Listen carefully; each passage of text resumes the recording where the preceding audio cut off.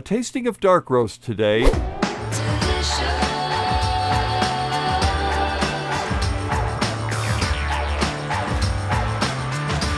There's quite a controversy among those of us who love coffee about roasts. And would you agree with that, Ken? Yes, but there's no controversy, I don't think, among the camps.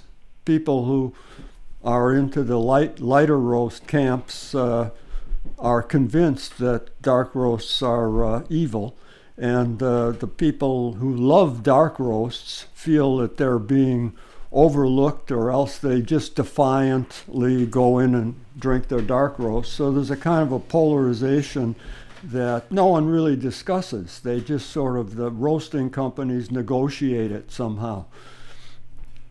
Now I realize on a level of various controversies in the world today, this is probably one of the ones that you could risk at a dinner table. I think so, yeah. In my book, I said it's not as bad as politics. Well said. Today, though, I've got 5 dark roast coffee, and I'm not actively trying to fool you or anything, but I was just looking around at different companies' dark roasts. I wanted to get a little bit of the big coffee company dark roasts, which are so popular, such as Starbucks obviously will be involved. But I also wanted to get some small batch roasters.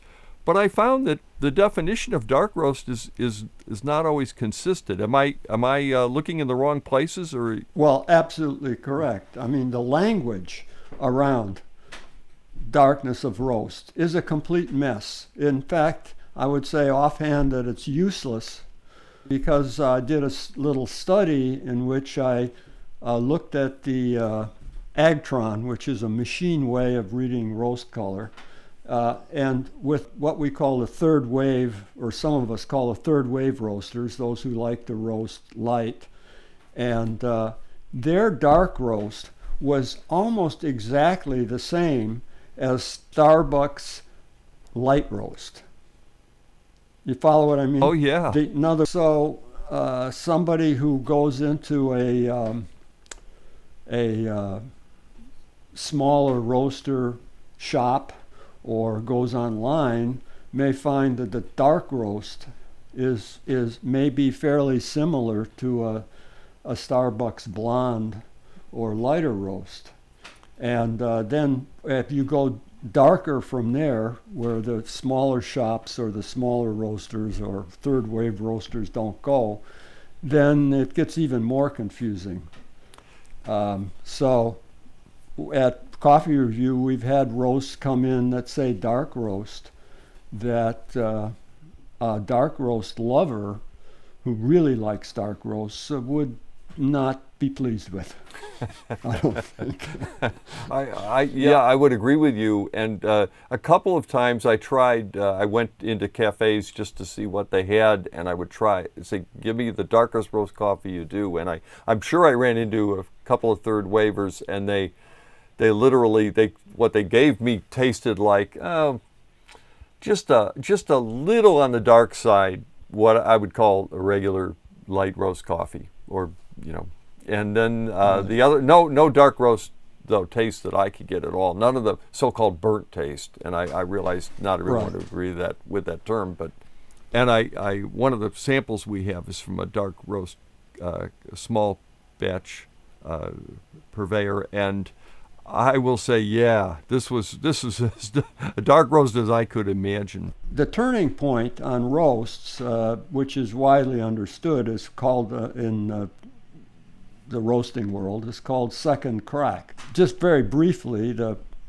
when the coffee starts to turn into something that will taste like coffee, you get the first crack, which is very loud and pronounced, and that's moisture emerging inside the bean and creating a popping sound.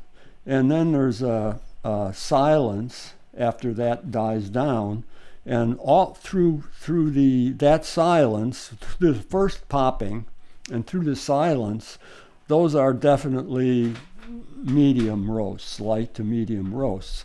As you approach a certain point, the cellulose in the bean starts to break down, and you get a crinkling sound, like crinkle, crinkle, little light. Hard to hear if the roast, you can't hear it at all if the roaster is loud. And that's the second crack, and that's when some of the cellulose in the bean actually starts to burn. And as we all know, in cooking, a lot of times we like that charred or burned taste, and I assume, and it becomes pleasant. And but you begin to lose other things. At first, when you get that crinkling of the second crack, the sugars are caramelizing a little darker, and it can be taste sweeter and pleasant. The fruit notes turn towards chocolate, which most of us like. And but then as that goes on, you get more and more, you get less sweetness, ultimately less taste. But there are lots of attractive positions in between that edge of that first crack, where you're getting a little bit of charring, very light, we call it gently charred taste, to the point where in an extremely dark roast, you get almost nothing except burned taste, really. You get a little bit of sweetness and maybe some floral top notes, but it's all gone. But there are many positions in there. There's a question of how the roaster achieves that darkness of roast. And obviously there are certain ways to try to preserve sweetness and flavor farther into the darkness of the roast.